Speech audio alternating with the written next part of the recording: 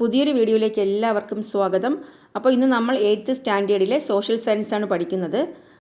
നമ്മൾ India and economic planning എന്ന ചാപ്റ്ററിൽ 5 ഇയർ പ്ലാൻസ് വരെയാണ് പഠിച്ചു നിർത്തിയത് അല്ലേ. പഞ്ചവത്സര പദ്ധതികൾ. ഒരു രാജ്യത്തിൻ്റെ സാമ്പത്തിക പുരോഗതിക്ക് പ്ലാനിംഗ് അത്യാവശ്യമാണ് അല്ലേ, ആസൂത്രണം ആവശ്യമാണ്. അതുപോലെ the aim of planning is development. അപ്പോൾ planning commission was responsible for planning in India. അപ്പോൾ ഇന്ത്യയിലെ ആസൂത്രണം ശരിയായ രീതിയിൽ നടപ്പിലാക്കുന്നതിന് പ്ലാനിംഗ് കമ്മീഷൻ ആവശ്യമാണ് അല്ലേ, ആസൂത്രണ കമ്മീഷൻ. അപ്പോൾ ഈ പ്ലാനിംഗ് കമ്മീഷൻ നടപ്പിലാക്കിയ 5 ഇയർ പ്ലാൻസും അവയുടെ ഒബ്ജക്റ്റീവ്സും പറഞ്ഞു അല്ലേ. അപ്പോൾ അതിൽ നമ്മൾ 9th 5 ഇയർ പ്ലാനിൻ്റെ ഒബ്ജക്റ്റീവ്സ് ആയിട്ട് പറഞ്ഞത് rural development and decentralised planning അല്ലേ. 9ാം പഞ്ചവത്സര പദ്ധതിയുടെ ലക്ഷ്യമായിരുന്നു റൂറൽ ഡെവലപ്മെൻറ്റ്, ഗ്രാമവികസനം. അതുപോലെ ഡീസെൻട്രലൈസ്ഡ് പ്ലാനിംഗ് എന്താണ്, വികേന്ദ്രീകൃത ആസൂത്രണം. അപ്പോൾ എന്താണ് വികേന്ദ്രീകൃത ആസൂത്രണം? അതിനെക്കുറിച്ചുള്ള വിശദ വിവരങ്ങളാണ് നമ്മൾ ഈ പാർട്ടിൽ പഠിക്കുന്നത്. ഈ കൊളാഷ് നോക്കൂ, എന്തൊക്കെയാണ് പറഞ്ഞിരിക്കുന്നത്. Parliament passed the Panchayat Raj act. അതുപോലെ the 73rd and 74th constitutional amendments came in to force. 3-tier Panchayat Raj system came in to being.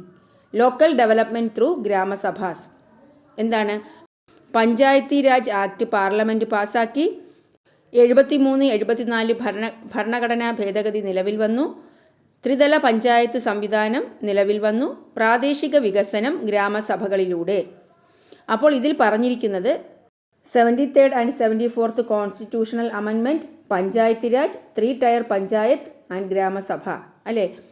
73-74 ഭരണഘടനാ ഭേദഗതി, പഞ്ചായത്തി രാജ്, അതുപോലെ ത്രിതല പഞ്ചായത്ത്, ഗ്രാമസഭ, ഇവയെക്കുറിച്ചാണ്.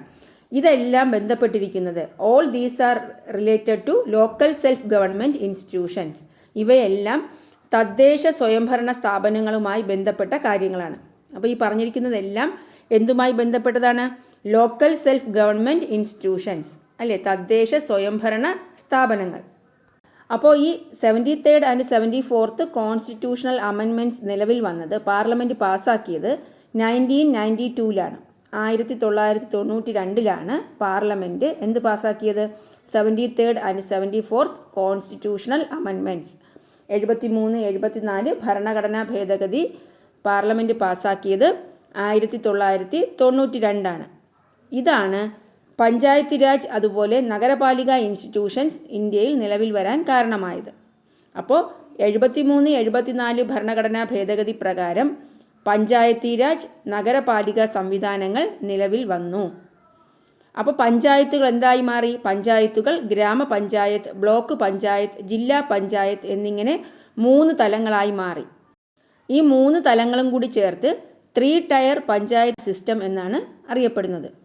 അപ്പോൾ 3-tier സിസ്റ്റം ഓഫ് പഞ്ചായത്ത് എന്ന് പറയുന്നത് ഏതാണ്? ഗ്രാമപഞ്ചായത്ത്, block panchayat and district panchayat.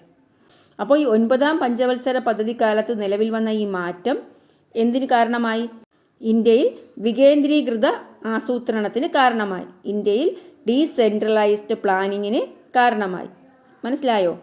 അപ്പോൾ ഡീസെൻട്രലൈസ്ഡ് പ്ലാനിങ്ങിന് തുടക്കം കുറിച്ചത് എന്തായിരുന്നു? 3-tier സിസ്റ്റം ഓഫ് പഞ്ചായത്ത്സ്, ത്രിതല പഞ്ചായത്ത് രാജ് സിസ്റ്റം. അപ്പോൾ അതുവരെ നാഷണൽ ലെവലിൽ എന്തായിരുന്നു? സെൻട്രലൈസ്ഡ് പ്ലാനിംഗ് ആയിരുന്നു. കേന്ദ്രീകൃത ഭരണമാണ് ദേശീയ തലത്തിൽ നിലനിന്നിരുന്നത്.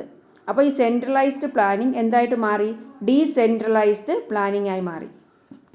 അപ്പോൾ ഇങ്ങനെ വികേന്ദ്രീകൃത ഭരണം വന്നതോടുകൂടി അധികാരവും സാമ്പത്തിക വിഭവങ്ങളും പ്രാദേശിക വികസനത്തിനും വിനിയോഗിക്കാൻ ത്രിതല പഞ്ചായത്തുകൾക്ക് സാധിച്ചു. ഈ ത്രിതല പഞ്ചായത്തുകൾ എന്ന് പറയുമ്പോൾ ഗ്രാമപഞ്ചായത്ത്, ബ്ലോക്ക് പഞ്ചായത്ത്, ഡിസ്ട്രിക്റ്റ് പഞ്ചായത്ത്. മനസ്സിലായോ? The new system enabled the 3-tier panchayats to make use their authority and economic resources for local development. The Grama Panchayats have significant role to play in decentralized planning. ഈ വികേന്ദ്രീകൃത ആസൂത്രണത്തിൽ ഗ്രാമസഭകൾക്ക് മുഖ്യമായ പങ്കുണ്ട്. മനസ്സിലായോ? അപ്പോൾ significant role ആർക്കാണ്? ഗ്രാമപഞ്ചായത്തിനാണ്. The 3 levels of panchayats, the Grama Panchayat, Block Panchayat and District Panchayats have their role in achieving local development. അപ്പോൾ പ്രാദേശിക വികസനം സാധ്യമാക്കുന്നതിൽ ഈ 3 പഞ്ചായത്തുകളായ ഏതൊക്കെയാണ്? ഗ്രാമപഞ്ചായത്ത്, ബ്ലോക്ക് പഞ്ചായത്ത്, ജില്ലാ പഞ്ചായത്ത് എന്നിവയ്ക്ക് പ്രധാനപ്പെട്ട പങ്കാണുള്ളത്. അപ്പോൾ ഡീസെൻട്രലൈസ്ഡ് പ്ലാനിങ്ങിൻ്റെ മെറിറ്റ്സ് അല്ലേ, നേട്ടം എന്ന് പറയുന്നത് എന്തായിട്ട് പറയാം? The three levels of panchayats, the Gram Panchayat, Block Panchayat and District Panchayat have their role in achieving local development. അല്ലേ? പ്രാദേശിക വികസനം സാധ്യമാക്കുന്നതിൽ ത്രിതല പഞ്ചായത്ത് സംവിധാനത്തിലെ ഗ്രാമപഞ്ചായത്തിനും ബ്ലോക്ക് പഞ്ചായത്തിനും അതുപോലെ ജില്ലാ പഞ്ചായത്തിനും എന്താണ് പ്രധാനപ്പെട്ട പങ്കുണ്ട്. അപ്പോൾ ഈ ഫ്ലോ ചാർട്ട് നോക്കൂ. അതിലെന്താണ് 3 tier system of Panchayat Raj അല്ലേ? Explain the role of 3 tier system of Panchayat Raj in achieving local development. പ്രാദേശിക വികസനം കൈവരിക്കുന്നതിൽ ഈ ത്രിതല പഞ്ചായത്തിൻ്റെ റോളാണ്. ഓരോന്നായിട്ട് നോക്കാം. ഒന്നാമത്തേത് ഗ്രാമപഞ്ചായത്താണ്. എന്താണ് അതിൻ്റെ role? The local development needs are discussed at the grama sabhas at the village level. എന്താണ്? പ്രാദേശിക വികസന ആവശ്യങ്ങൾ വാർഡുതല ഗ്രാമസഭകളിൽ ചർച്ച ചെയ്യുന്നു. The demands generated are compiled and presented in the form of plans. ആവശ്യങ്ങൾ ക്രോഡീകരിച്ച് പദ്ധതികളായി സമർപ്പിക്കുന്നു. അപ്പോൾ ഗ്രാമപഞ്ചായത്തിൽ എന്തൊക്കെയാണ് നടക്കുന്നത്? പ്രാദേശിക വികസന ആവശ്യങ്ങൾ എന്ത് ചെയ്യുന്നു? വാർഡുതല ഗ്രാമസഭകളിൽ ചർച്ച ചെയ്യുന്നു. പിന്നെ ആവശ്യങ്ങൾ ക്രോഡീകരിച്ച് പദ്ധതികളായി സമർപ്പിക്കുന്നു. Block panchayat. The project submitted by panchayats are listed and submitted to the district panchayat on the basis of preference. അപ്പോൾ ഈ ഗ്രാമപഞ്ചായത്ത് സമർപ്പിക്കുന്ന പദ്ധതികൾ മുൻഗണനാ ക്രമത്തിൽ ജില്ലാ തലത്തിലേക്ക് സമർപ്പിക്കുന്നു. മനസ്സിലായോ? The project submitted by panchayats are listed and submitted to district panchayat on the basis of preference. അപ്പോൾ ഡിസ്ട്രിക്ട് പഞ്ചായത്തിൻ്റെ റോളോ? The project submitted by block panchayat is examined by the district level planning committee to give approval. The projects will be handed over to the state planning board. Block panchayat പരിശോധിച്ച പദ്ധതികൾക്ക് ജില്ലാതല planning committee അംഗീകാരം നൽകുന്നു. അത് കഴിഞ്ഞ് സംസ്ഥാന ആസൂത്രണ ബോർഡിന് ഇവ കൈമാറുന്നു. അപ്പോൾ സ്റ്റേറ്റ് പ്ലാനിംഗ് ബോർഡിന് ഇവ എന്ത് ചെയ്യുന്നു? കൈമാറുന്നു. മനസ്സിലായല്ലോ? ചുരുക്കി പറഞ്ഞാൽ ഏറ്റവും താഴെ തട്ടിലായ ഗ്രാമപഞ്ചായത്തിൽ എന്ത് ചെയ്യുന്നു? വികസന ആവശ്യങ്ങൾ ചർച്ച ചെയ്തിട്ട് ആവശ്യങ്ങൾ പദ്ധതികളായി എവിടേക്ക്? ബ്ലോക്ക് പഞ്ചായത്തിലേക്ക് സമർപ്പിക്കുന്നു. ഈ ബ്ലോക്ക് പഞ്ചായത്ത് ഇതെന്ത് ചെയ്യുന്നു? മുൻഗണനാ ക്രമത്തിൽ ജില്ലാ തലത്തിലേക്ക് സമർപ്പിക്കുന്നു. അത് കഴിഞ്ഞ് ജില്ലാ പഞ്ചായത്തോ പരിശോധിച്ചതിന് ശേഷം പദ്ധതികൾക്ക് ജില്ലാതല പ്ലാനിംഗ് കമ്മിറ്റി അംഗീകാരം നൽകുന്നു. അത് കഴിഞ്ഞ് സംസ്ഥാന ആസൂത്രണ ബോർഡിന് ഇവ കൈമാറുന്നു.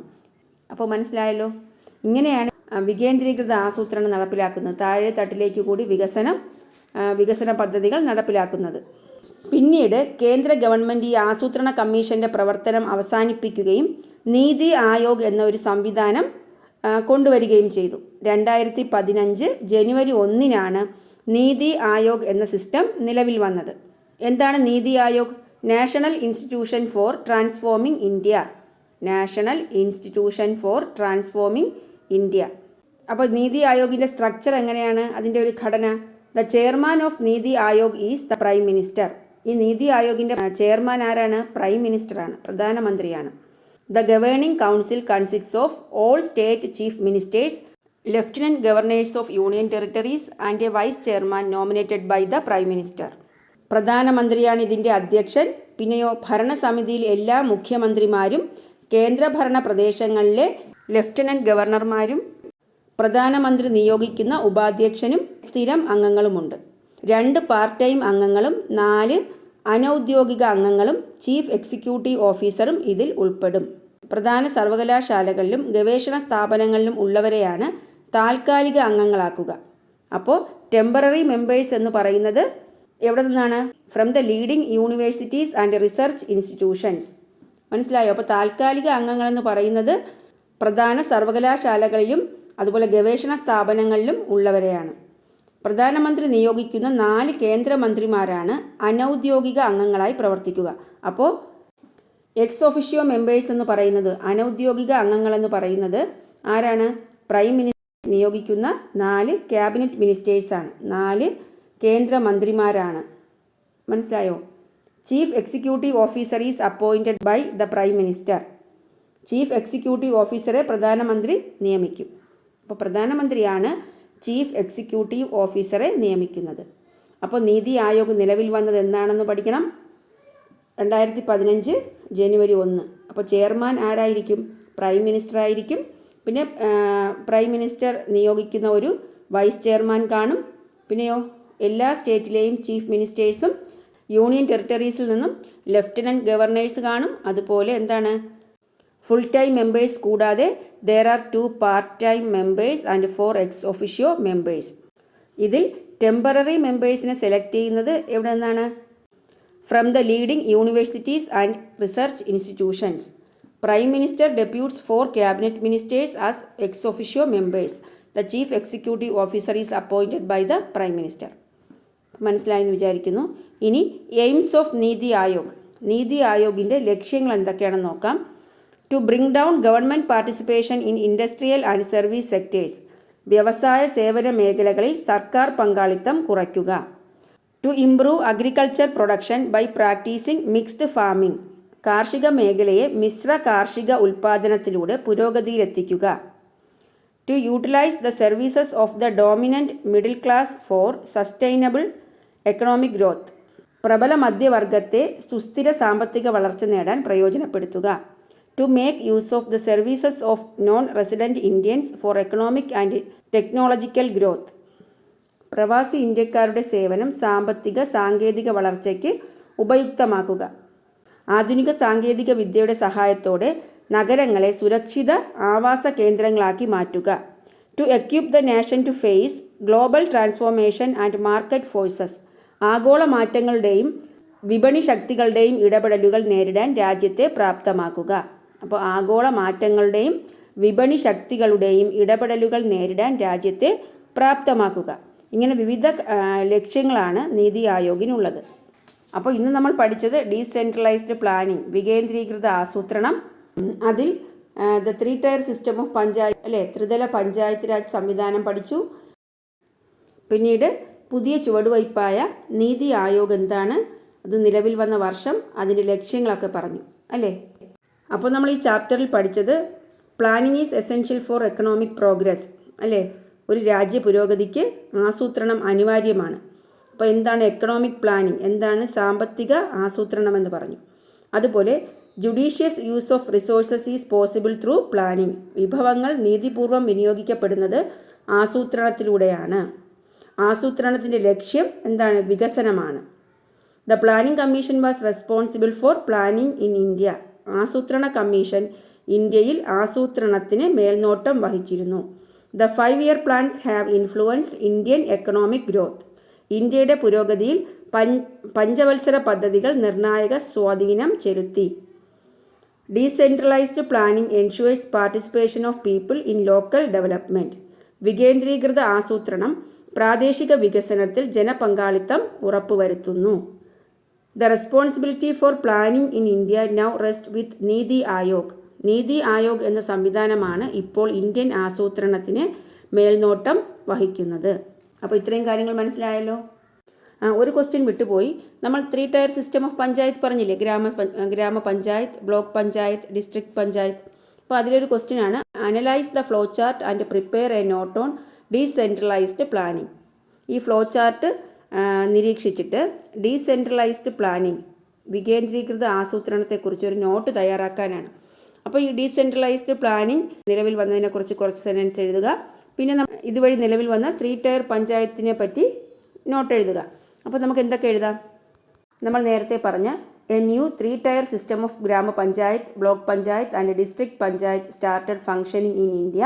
This was the beginning of decentralized planning in India during the 9th 5-year plan. The system of centralized planning which prevailed till then gave way to decentralized planning. അത് കഴിഞ്ഞ് ഓരോ പഞ്ചായത്തിൻ്റെയും റോൾ എഴുതാം. The local development needs are discussed at the Grama Sabhas at the village level.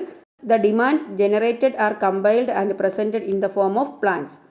The projects submitted by panchayats are listed and submitted to district panchayat on the basis of preference. The projects submitted by the block panchayat is examined by the district level planning committee to give approval. The projects will be handed over to the state planning board. അപ്പോൾ ഇത്രയും കാര്യങ്ങളാണ് ഈ ചാപ്റ്ററിൽ പഠിക്കാനുള്ളത്. ഇനി let's അസസിൽ 2-3 questions കൂടിയുണ്ട്. അത് ഞാൻ എത്രയും പെട്ടെന്ന് ഒരു ചെറിയ പാർട്ടാക്കി ഇടാം. അപ്പോൾ കുറേ ലേറ്റായിട്ടാണ് ഞാൻ ഈ പാർട്ട് അപ്ലോഡ് ചെയ്തത്. ഇങ്ങനെ തുടർച്ചയായിട്ട് വീഡിയോ ഒക്കെ ഇടാൻ ശ്രമിക്കുന്നതാണ്. അപ്പോൾ നിങ്ങൾക്ക് എൻ്റെ ക്ലാസ് ഇഷ്ടപ്പെട്ടു എങ്കിൽ നിങ്ങളുടെ ചാനൽ സബ്സ്ക്രൈബ് ചെയ്യുക, നിങ്ങളുടെ ഫ്രണ്ട്സിനൊക്കെ ഷെയർ ചെയ്യുക. Thanks for watching Ammu's learning.